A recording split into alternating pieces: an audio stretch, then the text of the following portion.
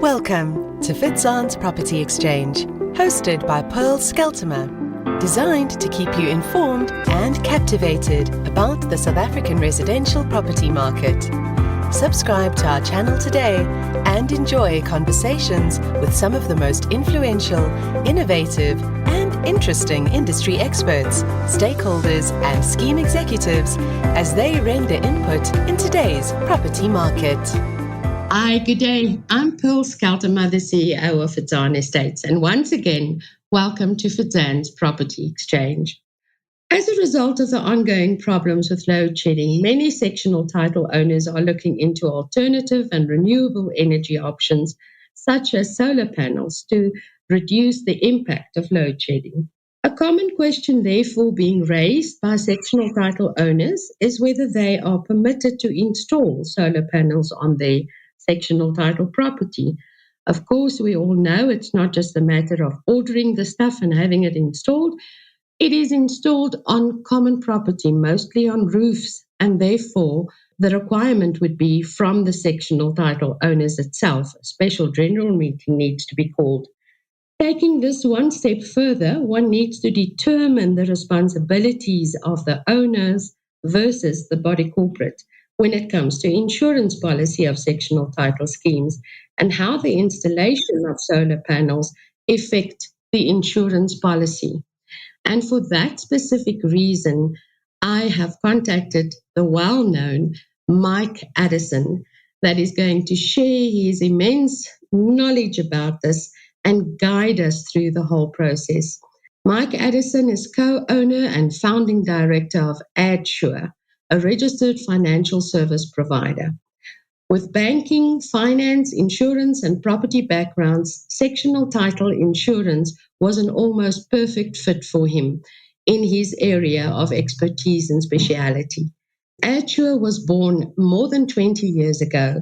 Mike's passion for property and insurance started to evolve into the practice Addsure is today. Over many years, Mike and the Addsure team have become well known for their presentations and workshops in an easy-to-understand format, assisting many community schemes in their efforts to reduce risk. So, good day, Mike, and very welcome to Fitzanne's Property Exchange. Good day to you. Great to be on your exchange. I'm very excited about today's topic. Okay, let's start with basics, because this is a question we get very often. What does a standard insurance policy for bodies corporate include? Bill, that's a big one. We need an hour to really answer it fully, but I'll give you an in the nutshell answer. Okay, so the prescribed rules, actually the Act and the regulations and the prescribed rules altogether set out the minimum, or you could say the basic cover that a body corporate must have. I put them into three different categories. I put them into buildings, so you need to insure the buildings for various things against certain risks.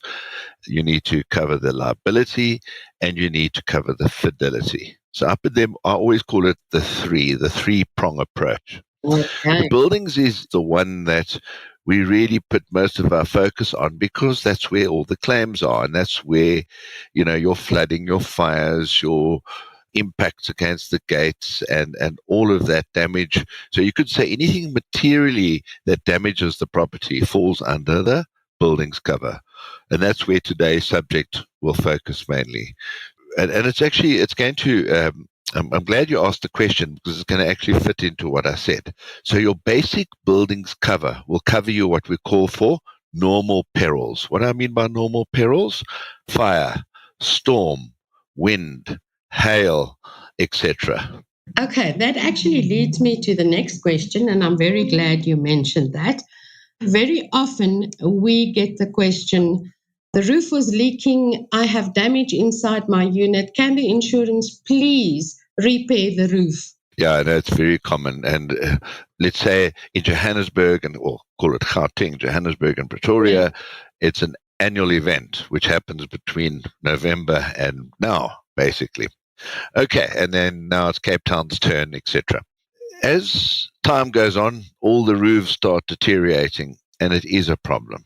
Okay, the insurance company is actually not there to fix your roofs. Okay, so the insurance company will attend to roof damage that's caused by a storm, but the insurance company will not attend to a roof that's been damaged or is damaged through wear and tear. Now we're going to go through a wintry dry period, and the sun and the UV rays and everything has its impact on the roof, or particularly the waterproofing. I'm thinking about those waterproofing layers and so on, and they deteriorate over time. And when the first rains come along, you have a leak. That's a very, very common problem.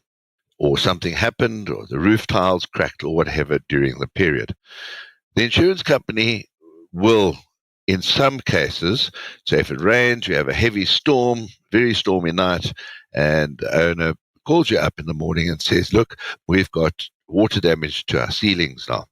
Now, there's also two approaches. Traditionally, the insurance companies have been a little bit soft on this because in the past, it was deemed that if you had a sudden water damage to your ceiling, they would repair your ceiling. But if the damage to the roof was not caused by the storm itself, but was wear and tear related, then they won't pay for the roof damage. Is that done by an assessor to establish what the cause of the claim is? Yeah, that would normally be and that's a good question as well, a loss adjuster or an assessor would be called out by the insurance company for usually the larger amounts over certain amounts. It could be over 15,000, could be over 20,000 Rand, depending on the insurance company's policy. They don't obviously publicize that. They keep that to themselves. But sometimes you can get away without even a loss adjuster, because if you've sent in your quotes to repair and the report from your roofing company is substantial enough, the insurance company can make a decision at the insurance company on that claims person or the claims manager's desk, I call it. Okay, so that's the important thing. Get your reports in nicely. It saves time and you get your decision made quickly. So yes, a loss adjuster would ultimately be the one that would make that call, unless the roof company have made it quite obvious in their report. Photographs, I always say pictures tell a thousand words and all that stuff. But, at the end of the day, the insurance company are there to repair storm damage. That's a once-off occurrence. So we should get it clear that any claim has to be related to a once-off incident. The insurance is not there to cover maintenance or wear and tear, and depending on the amount to be assessed by, what do you call them? A loss adjuster, yeah. A loss adjuster, okay. No, you're quite right. When it comes to the ceiling part underneath the roof, okay, strictly speaking, if the cause was wear and tear, and it depends on the policy wording and how the policy wordings are structured in the various different policies, but it's as a general rule, you could say, or a general policy wording, wear and tear related causes are not covered. So even the sudden damage could be rejected, but the insurance companies have, up until recently, been very, very generous. In other words, what they have been actually taking the view, they've been very fair, I suppose is the word to put, and they're saying the owner was not in control of the roof, the body corporate was. The owner experienced sudden water damage, so that they will still entertain the damage to the ceiling, as long as it happens suddenly. Is that what we often refer to as consequential damage? No, that's what it would be, resulting damage. The consequential damage would be something else. Consequential damage is if a flood or something caused the person now to, as a consequence of the flood or the damage to their section, they've now got to go and stay elsewhere. And so as a consequence, we have consequential loss, which would be loss of rental or alternative accommodation. All right, that's quite clear. Thank you so much for that. Okay, obviously the current buzz is solar. Please share your experience on what should be covered, who should be responsible for payment of the premium. Yeah, I love the way you mention it's the buzz at the moment. It certainly is. I remember it was about 2 weeks ago. It was a Monday morning, and on that Monday morning, I had 4 inquiries, because the inquiries are very, very intertwined with insurance.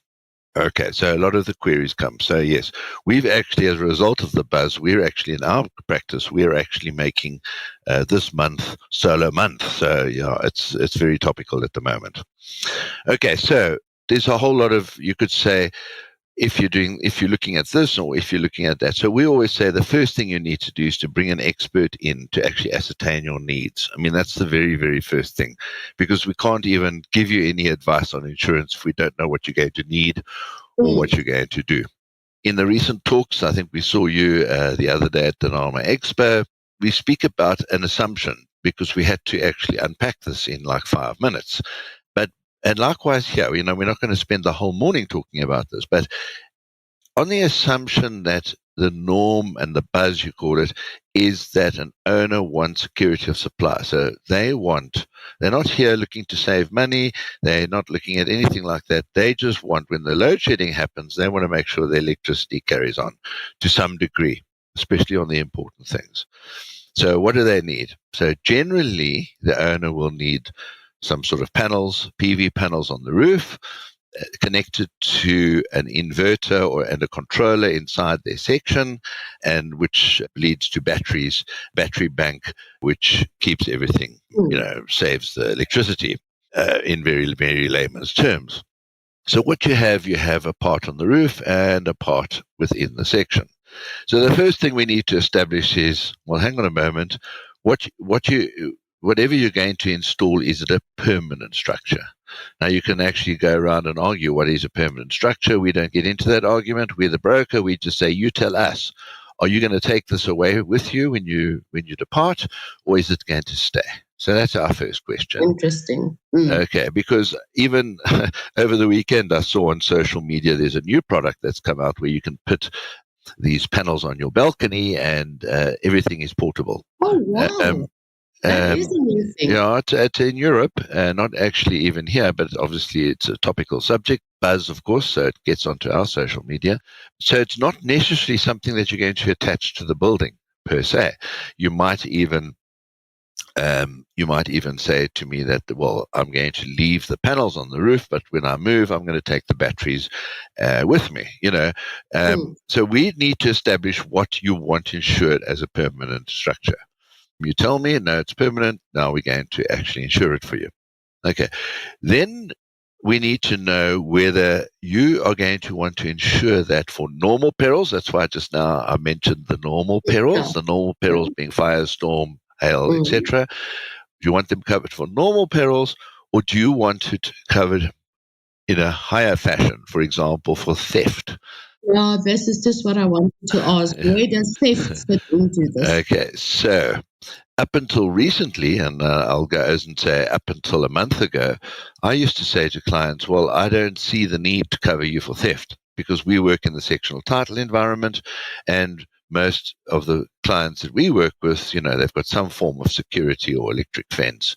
And who's going to climb onto a roof and steal panels? Really, without being noticed or heard. Well, what changed your mind, Mike? Because there's been, on social media, there's been even hold-ups where the person was held up at gunpoint in their home and actually their system stolen. From within the section even. I mean, it was an isolated case, I think. But the point is, it now becomes the buzzword. So, as you put it, so now people are all asking. But it is actually a good question, because what happens if the body corporate has it in their rules that they're going to arrange the insurance and the owners have an expectation that theft is there when it isn't? So that needs to be dealt with when you're actually creating your rules. In other words, you're going to make this clear or that clear, or who's responsible for what. Okay, so from our point of view as an insurance broker, we just want to know whether you want theft or you don't want theft. Theft cover is more expensive. And not only that, but the various insurance companies do have different attitudes towards the solar. Probably not the right word in saying attitudes. Let's say policy or policy wordings. Yeah. So, for example, the one I'm thinking of, one of the main insurers, they will treat, if we say we want to put 150,000 rand worth of solar equipment, You see, the insurance is actually the easy part. It's just asking the right questions.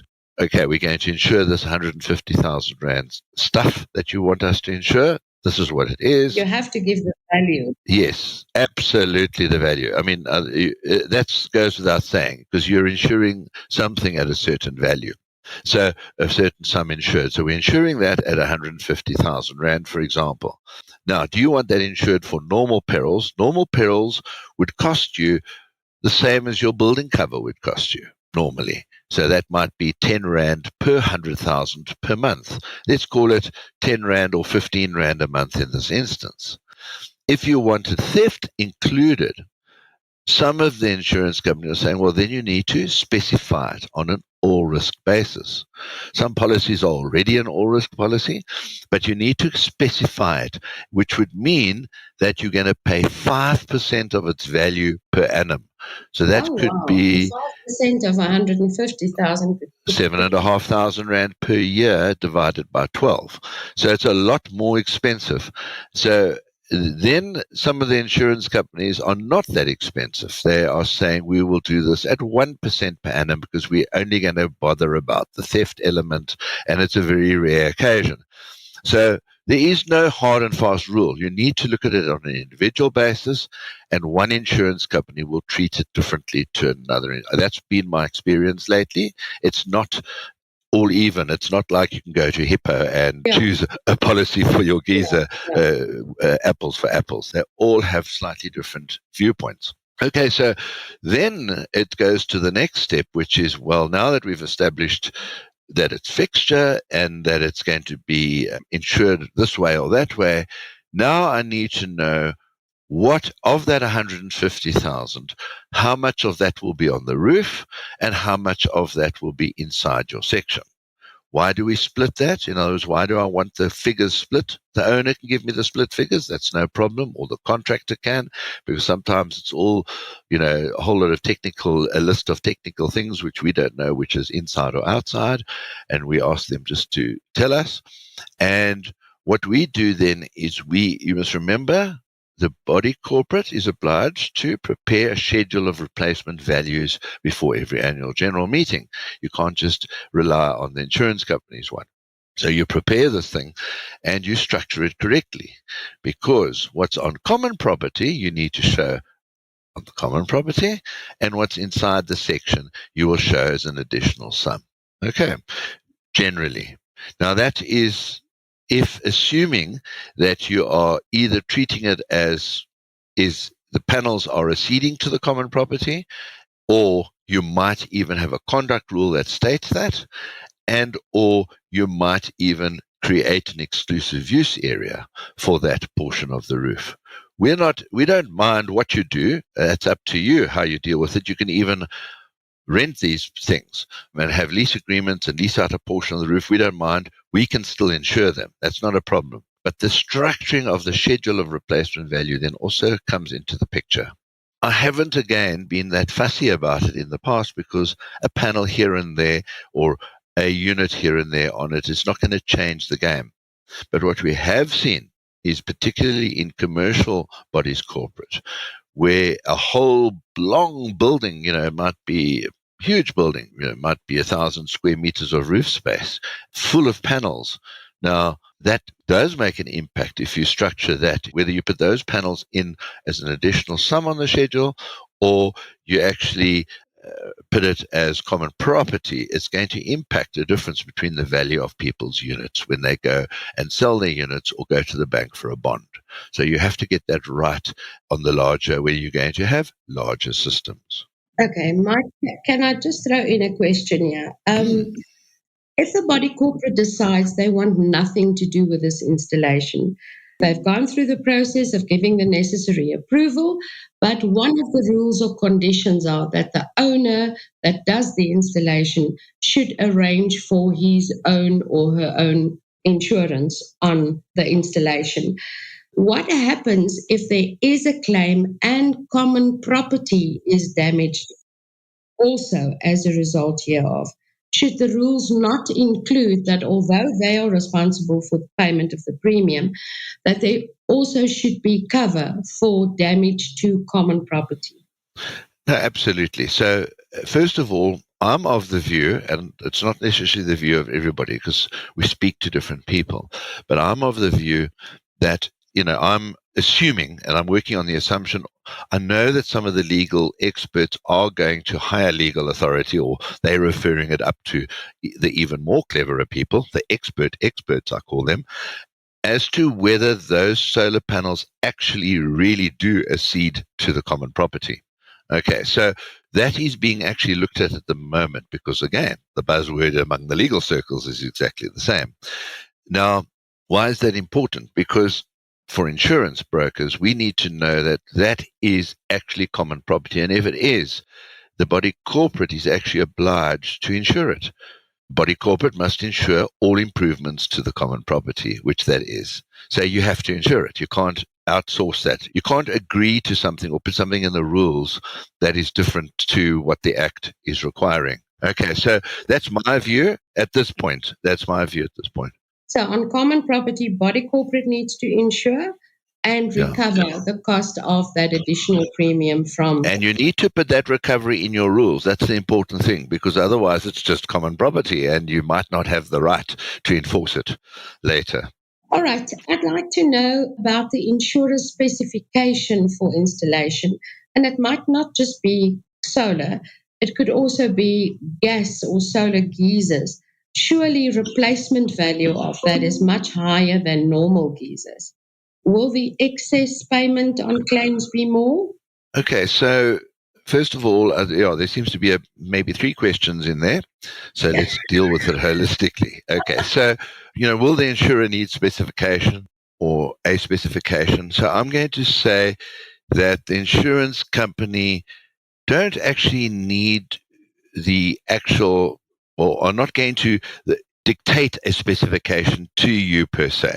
Okay, so the insurance company are just requiring that whatever you install is installed in a compliant manner and is in line with national building regulations, local authority regulations, and so on and so on. So it must be compliant. Okay, so the insurance company requires that it's compliant and legal. Now, what do I mean by legal? It means that the body corporate must have approved it in the first place. Any improvement, whether it even be an enclosed balcony or something, because the minute an owner can summa insure it on their own, let's call it in layman's terms, and there is a claimable event and the insurance company are now in a pickle. Do they pay the claim or don't they pay the claim? Because the trustees might be in dispute with that owner as to whether or not that addition can be there. So I think it's very important that it should be a legal structure and that the trustee should approve it being insured in the first place. Okay, so that's point one. And then it should be a compliant matter. Now let's go to your gas and solar geysers, etc. One of the insurers at the recent NAMA Expo actually did a talk on it, and I was actually quite impressed because we got some clarity from the talk itself, which is that they will require a COC, electrical COC, when a solar installation is installed. So when something solar is installed, there are electrical components, and it makes good sense. I think it's sensible even to have an electrical compliance certificate. So that insurance company will require it up front. Most insurance companies don't ask for stuff. Okay, they just, at claim stage, they will require it. So we are always telling our clients, get the compliance certificates. Managing agents, try and keep them on file. You can send them to us as Addsure. We'll put them on file if you send them to us, but we're certainly not going to diarize, and it's not our responsibility to keep staff. So try and get them, ask owners. And then, especially with gas, you want to make sure the gas is compliant. Just last weekend, a gas stove exploded in a section that we look after. Luckily, nobody was hurt. There was no COC. We haven't even drilled down to the cause, but there was certainly gas leaking at the back of within the kitchen, and it could have been very, very serious. So I'm all for gas COCs and I'm all for electrical COCs. Okay, certificates of compliance. But, we as insurance companies, insurance brokers certainly don't. It's assumed, it's in the policy wording that is a condition of cover. Okay. Then your last part of it was, will the excess change? because the sum insured is higher. So yes, the excess is likely to be higher. And I'll give you an example. One of the insurance companies has been, because of the buzz, and we've been working with them, and it was part of, you could say, changing with the time. For Addsure, what they're going to be doing is, for their policy, they're going to adjust the geyser section to include hot water installation. Okay, I haven't even spoken about hot water solar today, but that is a huge element of the whole equation as well. The hot water thing, for example, is a different animal. And so, for example, a normal geyser might cost you 9,000 Rand to replace. I'm talking about a 150-litre standard geyser, whereas a solar geyser would cost 27,500, including that fully installed. Wow. So now 3 times the amount. 3 times the amount. So what the insurance company have been negotiating with us is that they will just put an excess. They'll have a minimum excess of, say, 1,500, but then they will insure a solar or an increased valued thing with a minimum excess plus 10% of value, or whatever the case might be. Okay, because, they do need to obviously manage it. It's all about managing the cost. You can have a lower excess for a higher premium. It's the basic norm. Does that answer the question? Yes, it does. Thank you so much. It's extremely interesting, and thank you for that. Just by closing, our time is running out. In general, a claims history of a body corporate, because that is, I see in practice, is now becoming a problem. How does the claims history of a body corporate influence the annual renewal and premium of the insurer? It actually makes a huge impact. And in fact, it's probably the main driver of premium. Let me put it to you this way. So, first of all, what is claims history and what is claims ratio? So the claims history is, historically, over a period of time, what have the claims been all about? And why is that important? Well, the insurance company want to charge a certain premium against a certain value and give you a premium for the building. Now, they've got to run at a profit, but not too much of a profit that they actually, are stinging you, but they've got to run a premium that they're not running at a loss either. So what is a fair premium? I'm going to come to that when I speak about claims ratio. So the insurance company will determine this by looking at your claims history to get an idea of what the normal claims are. Well, here, if they look at the last 5 years or the last 3 years, they can see a geyser tends to be replaced every 10 months or so, or there's a geyser every month, depends on the size of the building, of course. They look and see, well, there's obviously a pipe burst once every 3 months. Every winter we seem to have a problem with the roof. There's some storm damage every summer, or whatever the case might be. Okay, so they get a feeling for what goes on here, and then they look at the claims ratio. Now, what is claims ratio? Very simple. It's the ratio of claims to premium. So for every 100 Rand worth of insurance premium that comes in, how much are they paying out in claims? A 40% claims ratio would mean that they're paying 40 Rand out for every 100 Rand that comes in. So what should it be? It should be between 35% and 55%. Why should it be there? Should be there because, first of all, the insurance company are running at a loss from 55 to 60% onwards. 40% of the premium. So for every 40 Rand out of the 100 Rand, for every 100 Rand that comes in, the insurance company use 40 Rand to pay for the policy itself. They pay their staff, their rent, their brokers. I get paid out of that, everything. Okay. Rest, the 60 Rand that's left, is left to pay the claims. Okay. Now, if you're running at 60% claims ratio, the insurance company are therefore running at a loss. The break-even point is 60%. So ideally, if your policy is running on average between 35, let's say 40%, then your premium is correct. If your premium is running at 10% consistently, you're paying too much, in my opinion. That's where your broker steps in and finds you a better rate. If your premium is running at 100%, the insurance company need to double your premium to halve the claims ratio. That's the principle. I won't go into more detail than that, but we do have a couple of short videos on our YouTube channel if somebody wants to go and watch. Thank you so much, and thank you for reminding us of that. But obviously, from our discussion today, I have many more questions, so we are definitely going to reschedule another date on insurance.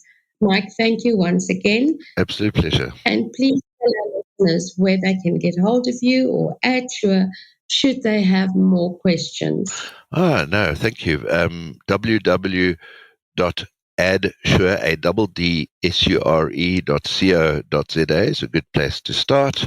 We're all around the country. Our head office is actually in the Western Cape. My Johannesburg and Gauteng team, we're here, and we have a team in Durban as well. So, yeah, all around the country, and particularly in Gauteng, where I am, I'm quite keen to hear from you. Awesome. Thank you so much. Thank you. Cheers. Ladies and gents, I certainly hope you found value in this, and we will be back soon. This was Fitzanne's Property Exchange, hosted by Pearl Scheltema. Not only do we keep you informed on the very latest in the property industry, we also empower by expanding your knowledge base. Make sure to visit www.fitzanne.co.za to find out more about sectional title scheme management, letting, sales, and trustee training. Remember to subscribe to our channel and follow us on all our social platforms.